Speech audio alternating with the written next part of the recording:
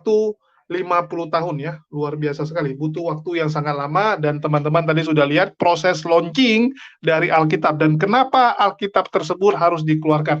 Tadi teman-teman sudah melihat video singkatnya, walaupun launching videonya ini diminta stop oleh Pak Cihan Banjai karena isinya cuman ya nyanyi-nyanyi dan joget-joget.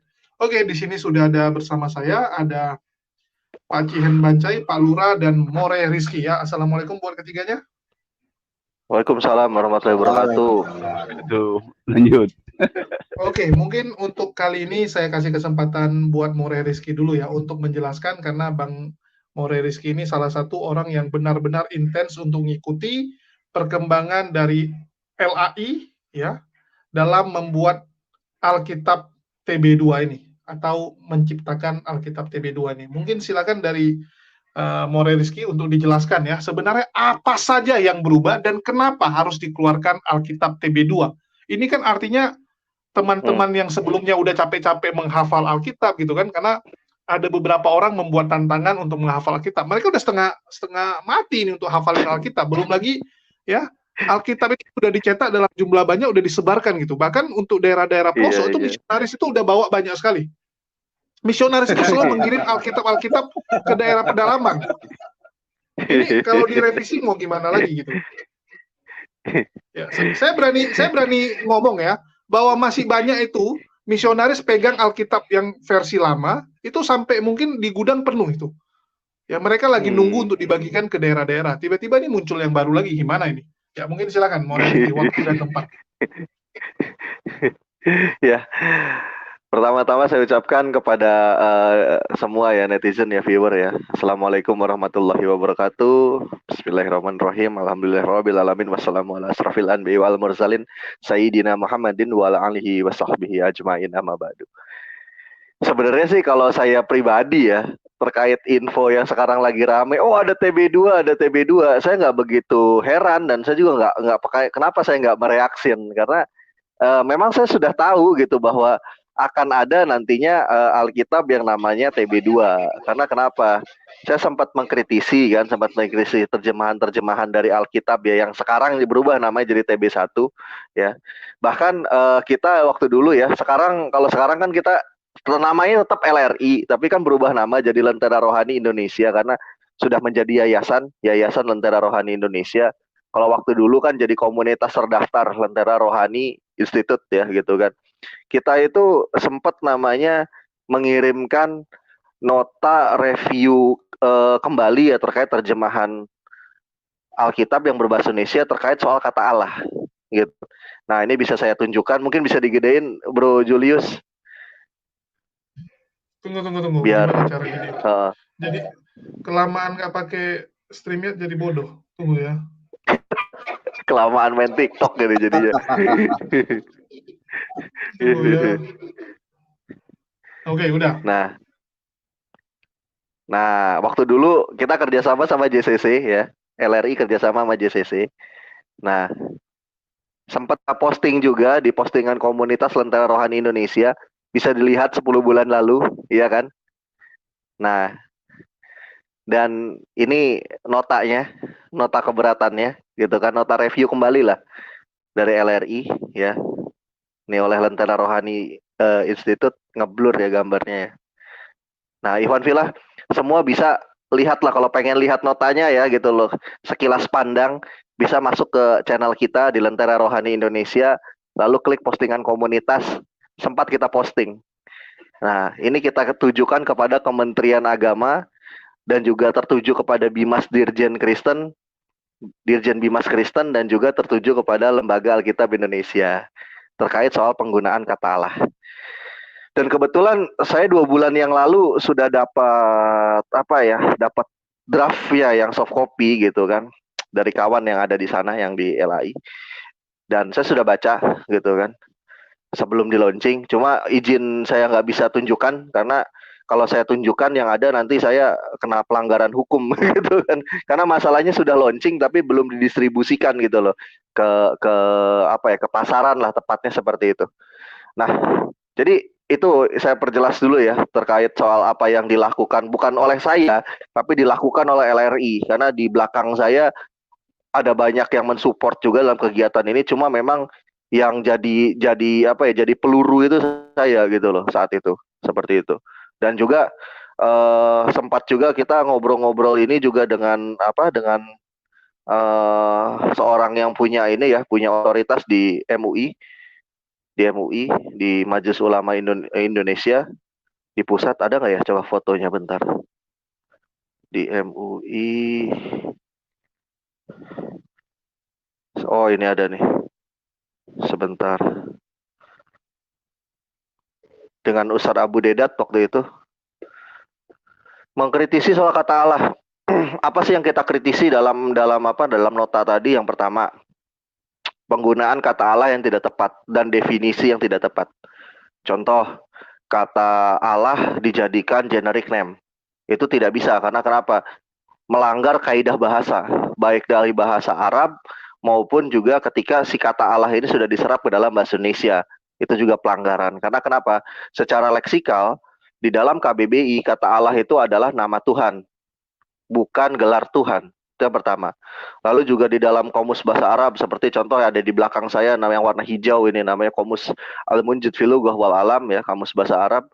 Nah, secara definisi leksikal, kata Allah sendiri juga bukan gelar, tapi nama. Nah, dijelaskan di dalam Komus Al-Munjid fi Lughah wal Alam, halaman ke-16 ya.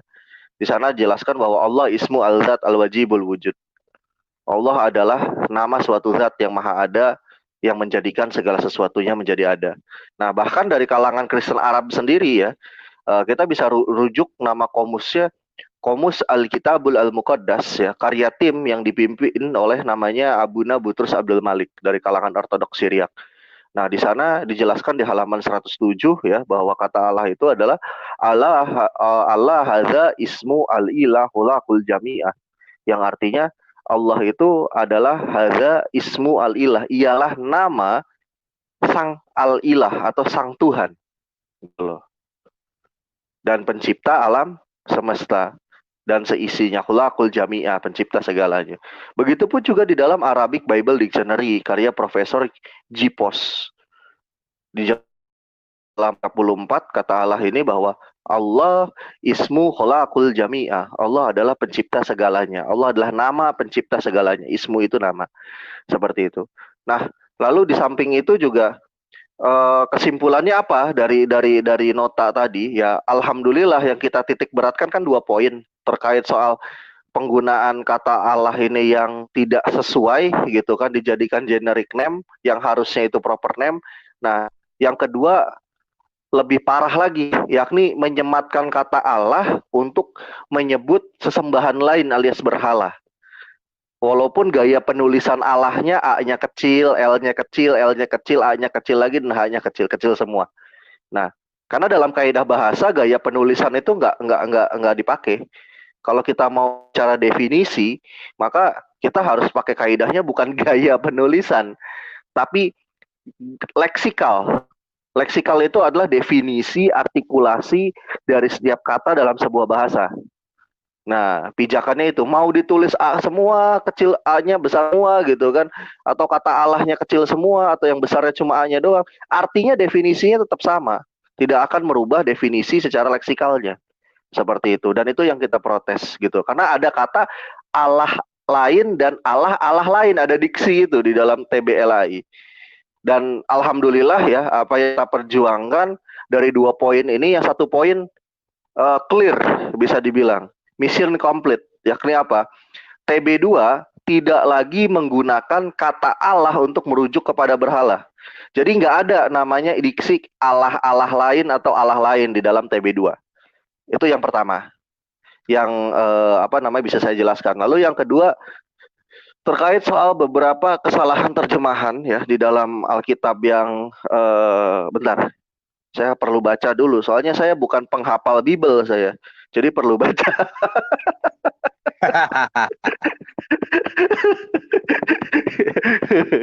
Seperti contoh yang ada di dalam kitab 2 Samuel ya, lalu pasal ke-17 ayat ke-25.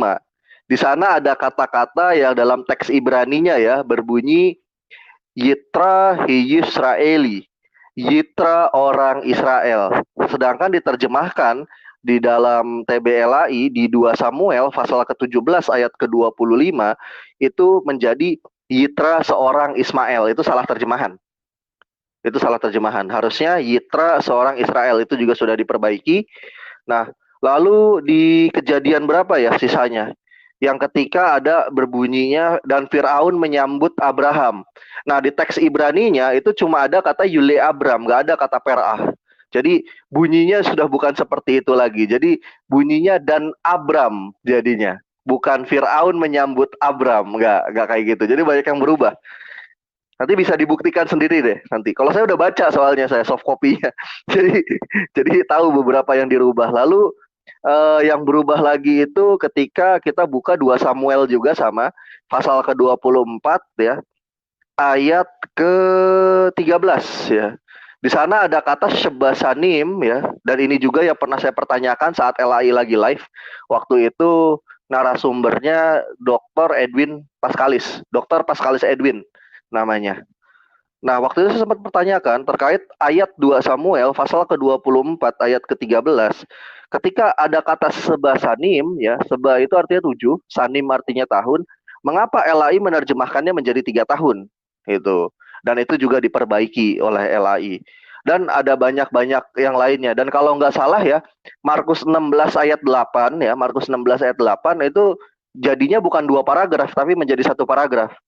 Ya, paragraf siluman gitu kan, yang apa namanya, yang tiba-tiba muncul gitu di terjemahan itu hilang. Jadi agak mirip seperti King James Version sih kalau saya lihat gitu loh. Karena kebetulan saya juga pelajari yang King James Version ya. Ada di sini, saya juga punya juga, alias yang Bible yang berbahasa Inggris ya, yang kayak gini.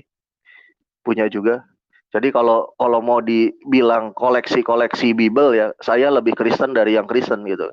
Yang Kristen aja mana mau beli yang kayak gini gitu kan. Ngerti aja kagak. Kurang lebih gitu. Ya kayak contoh gini aja lah. Saya mengoreksi terjemahan TBLAI ya. Untuk yang perjanjian lama dan perjanjian baru saya punya bukunya terpisah. Kayak contoh, ini satu buku isinya perjanjian lama semua. Ada Ibraninya, ada terjemahannya. Ini yang saya koreksi. Gitu loh. Nah, kalau yang saudara-saudara Kristen di Indonesia, saya jamin mayoritas nggak punya yang kayak gini. Bahkan di sini lengkap loh. Ditulis contoh misalkan ini namanya skolian ya, atau catatan kaki gitu kan.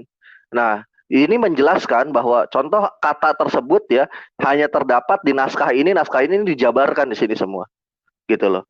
Jadi kalau orang yang biasa bermain kritik teks ya ini sangat membantu sekali gitu kan untuk ngobrol dengan orang-orang yang cuma tahu dogma gitu loh. Nah, makanya saya bingung kenapa kok LAI punya produk yang seperti ini yang Kristen malah nggak mau beli gitu loh. Kebanyakan belinya yang kayak gimana ya? Yang kayak gini nih, yang kayak koran Kompas. Isinya bahasa Indonesia semua. Nih kayak gini. Gitu.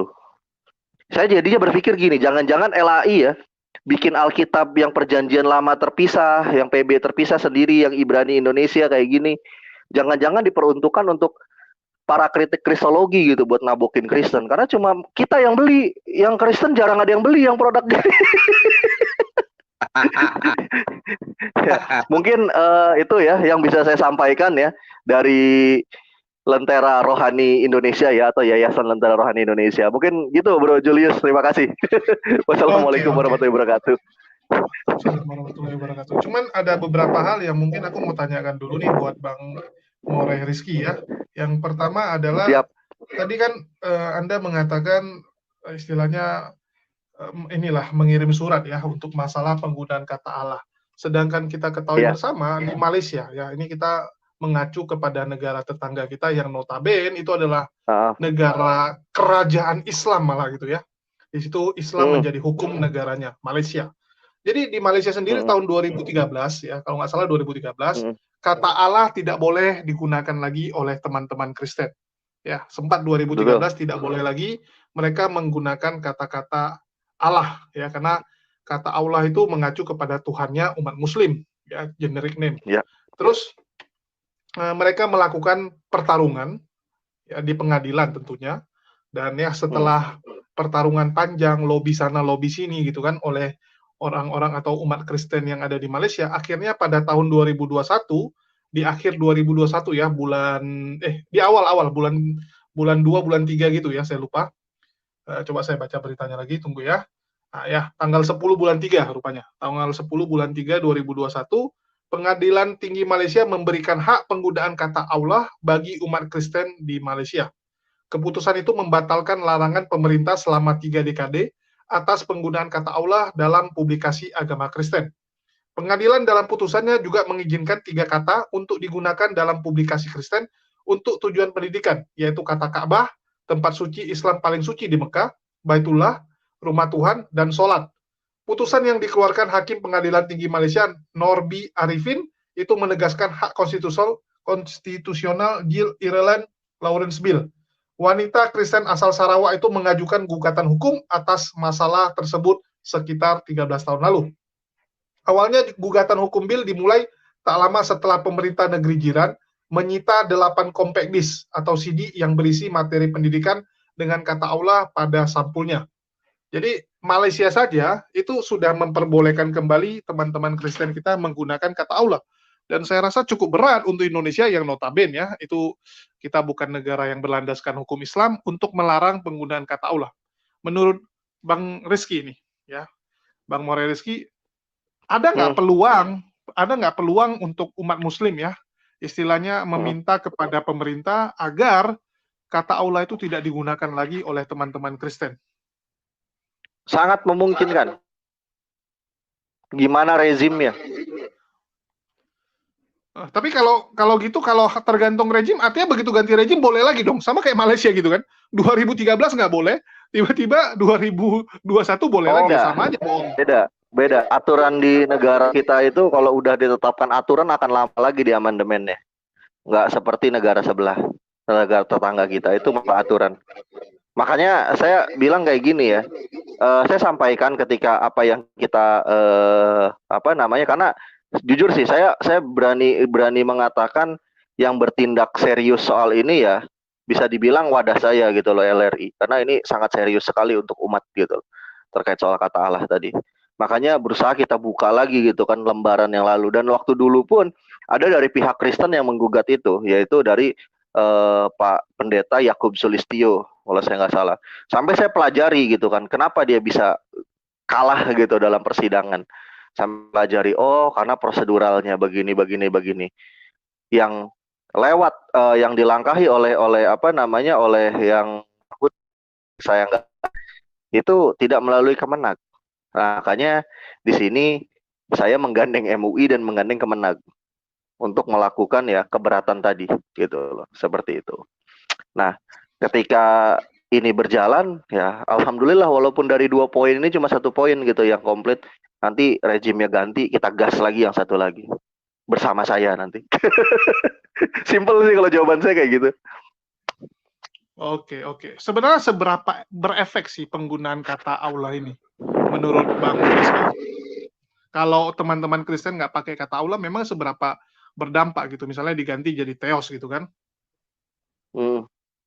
Ya agamanya jadi nggak berkembang, nggak bisa nginjilin umat Islam. Betul. Kenapa? Kan Tuhannya beda gitu loh. Yang satu Allah, yang satu theos. Dan saya waktu itu sempat berdiskusi dengan kawan kajian tekstual saya, walaupun Kristen ya, pasti Bro Julius kenal lah, namanya Romo Aldo ya, pasti kenal. Nah, sama Mas Aldo, saya sering ngomong, Mas Aldo, kenapa sih Kristen itu kok sering banget melakukan inkulturasi dan sinkretisme? Ya, biar mudah bro penginjilannya. Diakui sendiri oleh kalangan kekristenan. Gitu loh. Dan kenapa kok yang dicatut kata Allah? Ya karena yang mayoritas Islam dan menyembah Allah Subhanahu wa taala. Dan kalau misalkan di Indonesia ini yang mayoritas Hindu, saya jamin itu theos akan diterjemahkan jadi dewata. Boleh iris kuping saya. Dan memang dalam salah satu strategi penginjilan itu dari kalangan Kristen Protestan itu masih mencatut strateginya Kristen Katolik Roma. Yakni apa? Dalam melakukan pemberitaan Injil itu mengutamakan namanya sinkretisme dan inkulturasi. Boleh tanyakan kepada mereka. Kita jujur-jujuran aja gitu loh. Pasti akan mereka iyakan seperti itu. Gitu Bro Julius. Oke, kalau di daerah lain gitu ya, ini mungkin bagi penonton yang belum tahu nih, di daerah misalnya kayak contoh di, mungkin di India, ya atau di Pakistan atau di mana gitu, itu kata theos itu diterjemahkan jadi apa sih? Apakah Allah juga atau bukan? Gimana gimana? Diterjemahkan jadi apa gitu? Nih, kalau di Inggris kan pasti tulisannya God, ya. Kalau di Iya. terjemahan bahasa Inggris kan God. Kalau diterjemahkan di Hmm. bahasa masing-masing negara yang lain itu sebenarnya apa sih? Di agama masing-masing. Maksudnya Bukan di negara lain, di negara diterjemahkan. lain. Misalnya contoh di negara India gitu. Di negara India sebenarnya Heeh. kata theosnya itu diterjemahkan apa? Oh ya, kalau di bahasa bahasa daerah ya, setahu saya kalau untuk yang saya lihat di dalam yang bahasa Batak ya, karena LAI juga mengcover bahasa-bahasa daerah Oh ya, ya, ya, Jawa dan dan Batak itu ya, ya betul, betul. ya ada Jawa, Batak, bahkan yang bahasa apa, bahasa orang Kalimantan tuh apa, Dayak Maanyan ya kalau nggak salah. Itu saya punya juga, dan di situ diterjemahkannya jadi ala Talanu diterjemahkannya. Satu itu. Kalau di bahasa Batak jadi Debata, kata Allah itu. Seperti itu. Oh, jadi sesuai dengan daerahnya menganggap paling mayoritas itu dianggap Tuhannya itu apa ya? Ya, Betul. karena orang Batak kan menganggap Bahkan Tuhan itu adalah Debata ya. iya, bahkan gini, kalau kita mau bicara soal Debata ya, Debata sendiri itu adalah sebutan Tuhan ya, nama Tuhan Iya, untuk dari ya. orang-orang Parmalin gitu Betul. loh. Parmalin itu adalah agama animisme dinamismenya orang-orang Batak. Hmm.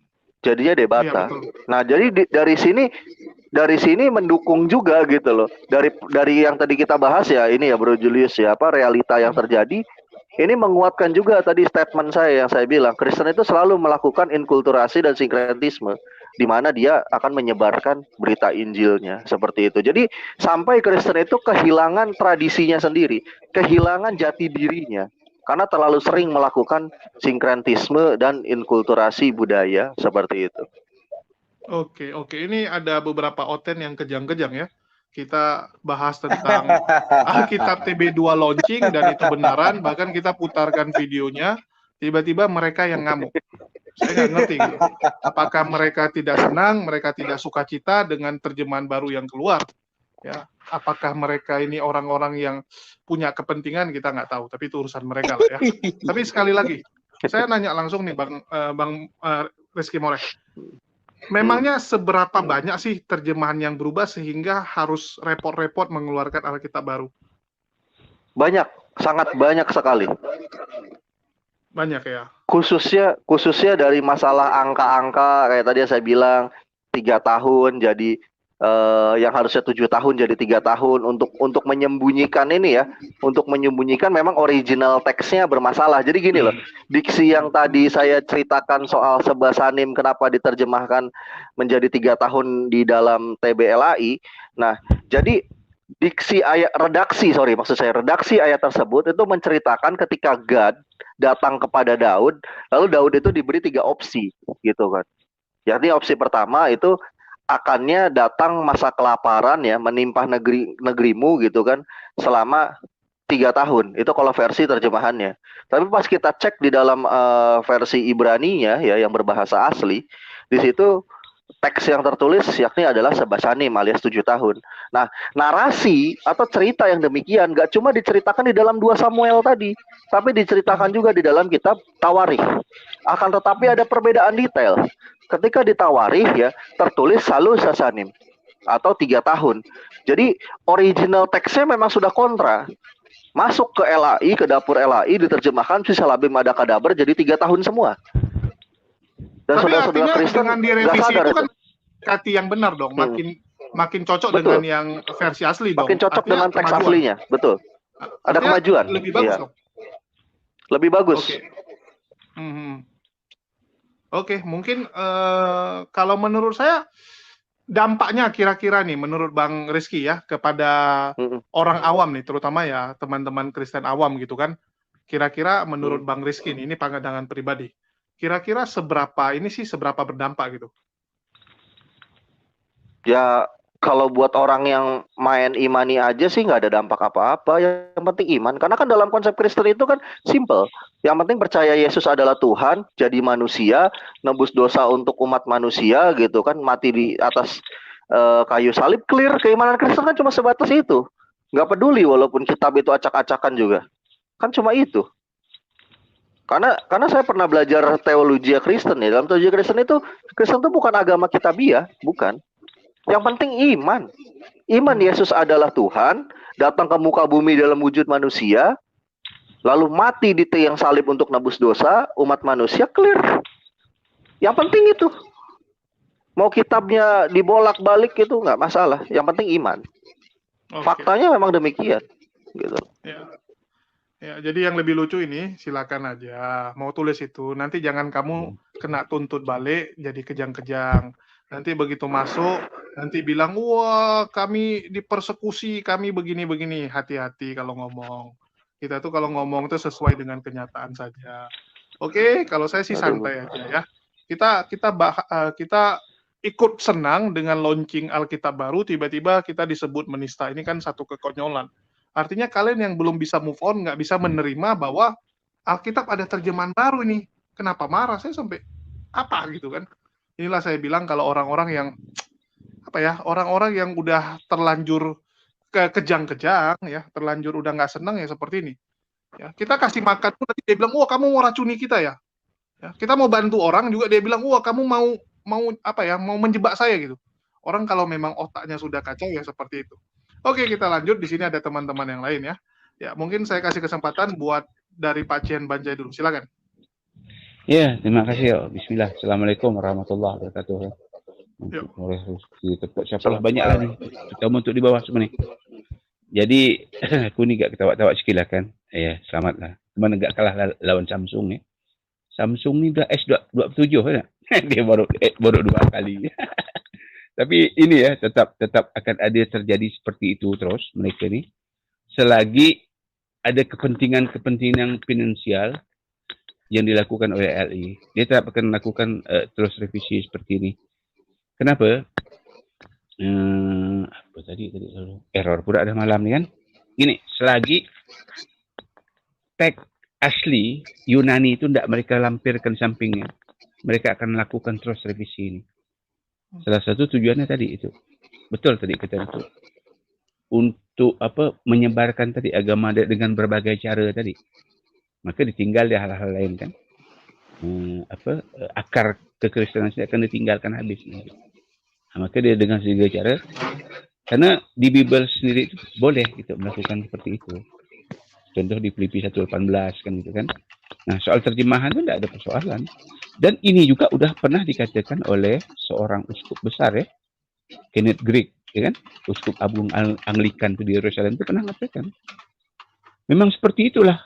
Kita dibilang perjanjian baru ini atau Biblos ini akan terdapat penyingkatan atau editing, dibilang kan?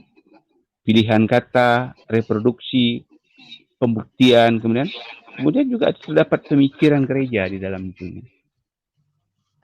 Dan pengalaman sejarah. Jadi akan seperti itu. Maka dia akan menyesuaikan terus. Ya kan? Tujuannya tadi tidak ada lain.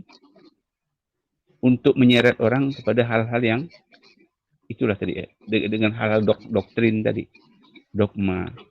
Tidak peduli dia mau tag ini mau. Ya, tapi kalau aku bilang kan ini harus memang ini ya Pak Cian Banjai. Karena yang namanya ini ya KBBI saja itu berkali-kali revisi gitu. KBBI saja sudah beberapa kali kan ada penambahan kata-kata baru yang istilahnya berubah maknanya. Seperti mungkin tadi dibilang. Izin ya. Julius, saya menjelaskan ini dulu nih biar kita nggak miskonsepsi di sini. Jadi gini ya, kalau kita mau bicara sebuah kitab gitu kan, itu sudah mengalami perombakan atau tidak, itu nggak bisa kita namanya berpegang kepada Alkitab tersebut sudah direvisi terjemahannya, lalu kita bisa klaim kitab tersebut porak-poranda. Nggak bisa kayak gitu. Karena masalahnya kenapa? Kalau kita mau pakai parameter seperti itu, ya, ini saya jelaskan. Semua kitab yang sudah mengalami penerjemahan itu pasti mengalami juga yang namanya revisi terjemahan. Kitab apapun itu, mau Al-Quran, The Koran Tanakh ya, saya punya kitab orang Yahudi juga. Lalu juga ada Rig Veda, sama Veda, Yajur Veda, Atharva Veda. Ketika mengalami penerjemahan, dia akan mengalami revisi terjemahan. Jadi kalau misalkan mau kita menguji kitab tersebut masih otentik atau tidak otentik, nggak bisa pakai standar parameter. Oh, sudah mengalami revisi terjemahan, berarti kitab ini udah nggak otentik lagi, nggak bisa kayak gitu. Termasuk Al-Quran. Al-Quran juga mengalami revisi terjemahan. Nah, lalu kita harus ngujinya apa? Ya kita harus tinjau dulu bahasa asli kitab tersebut apa. Nah, lalu kita bandingkan dengan yang versinya sama gitu, versi bahasanya sama. Nah, lalu kalau untuk Alkitab, bisa nggak kita bilang itu sudah mengalami corruption istilahnya? Saya katakan bisa. Kenapa saya bisa bilang katakan bisa? Contoh lah, nggak usah jauh-jauh lah. Isu yang paling sering ya dibicarakan di kalangan orang-orang penggiat kritik tekstual dari tahun 2004 sampai 2023. Siapa yang nggak tahu Markus 16, Markus pasal 16? Masalah di Markus 16 itu banyak. Yakni dari apa? Dari persoalan 1, Markus 16 itu terdiri dari 8 ayat atau 20 ayat. Karena kalau kita cek ya di dalam Kodeks Sinaiticus yang ditulis tahun 360 Masehi dan sebelum Kodeks Sinaiticus ada Kodeks Vatikanus namanya, lebih tua lagi dari Sinaiticus, masih tahun 300-an Masehi. Itu semua Markus 16-nya berhenti di kata Evofontogar gitu loh. Berhenti di kata Evofontogar yang artinya karena takut. Kalau diterjemahkan ke bahasa Indonesia